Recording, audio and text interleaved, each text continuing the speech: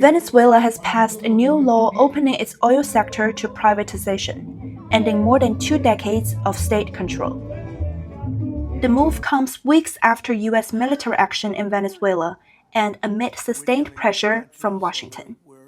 We're taking billions and billions of dollars worth of oil, and it'll be hundreds of billions of dollars. It'll be trillions of dollars, but we're going to be there till we straighten out the country. We'll see how the country's doing. By meeting a core demand from Washington, the new law represents yet another reversal in Venezuela's long struggle to assert control over its oil sector and curb foreign influence. So how has Venezuela repeatedly lost control of its most critical resource, and to what extent has the U.S. shaped that outcome? First, we need to look at what Venezuela represents. Since the early 20th century, Venezuela's oil industry has developed under the dominance of foreign capital, especially from the U.S. American companies once controlled nearly every link in the chain. For decades, Venezuela was not only one of America's most reliable and convenient energy suppliers, but also part of what the U.S. viewed as a strategically vital backyard. That long-standing arrangement began to unravel in 1976, when Venezuela brought its oil industry under state control, creating the national oil company PDVSA to take over management. For the first time, the U.S. lost direct control over Venezuela's oil. Then came the oil price collapse of the 1980s. Falling oil revenues pushed Venezuela into a severe debt crisis. Seeking relief, they turned to international lenders, including the International Monetary Fund, or IMF. IMF was created as an arm of U.S. foreign policy. There's a mentality that the IMF has of it's a pro-creditor mentality, and it's dominated thoroughly by the United States. In exchange for financial support, Venezuela was required to implement sweeping reforms.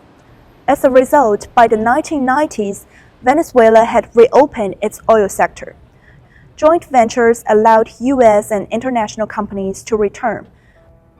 Inside the country, however, inequality persisted and poverty deepened. Many Venezuelans viewed the reforms as a return to foreign dominance, fueling growing resentment toward both domestic elites and external influence. It was against this backdrop that Hugo Chavez was elected president in 1999. From the outset, Chavez openly challenged U.S. influence in Latin America.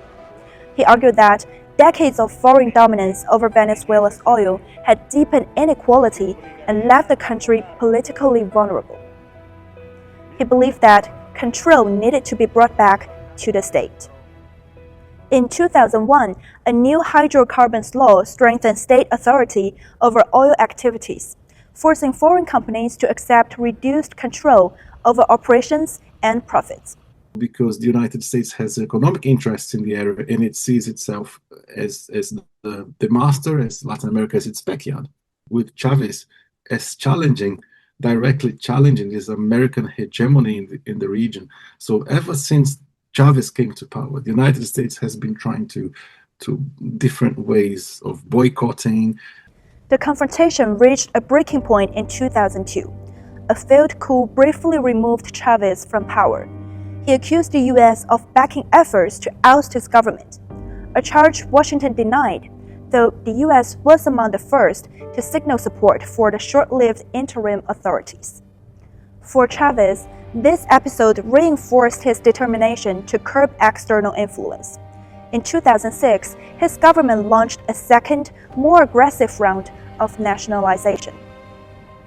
By the late 2000s, the U.S. had lost both direct influence and operational control over Venezuela's oil sector. From 2017, U.S. measures against Venezuela escalated step by step, from financial sanctions to restrictions on oil trade and diplomatic isolation. Some analysts say these moves were never about the so-called justice that Washington claimed. 美国对委内瑞拉的一系列打压的行为， The U.S. pressure campaign against Venezuela is carried out through resource exploitation, economic control, and financial hegemony, serving U.S. energy interests and global hegemony, rather than so-called democracy or human rights. For many observers, Venezuela's experience fits a familiar pattern.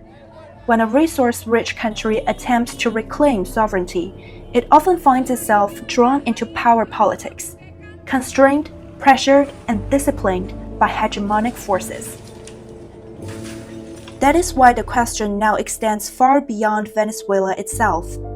It is whether power politics can be restrained and how sovereignty can be protected in today's world.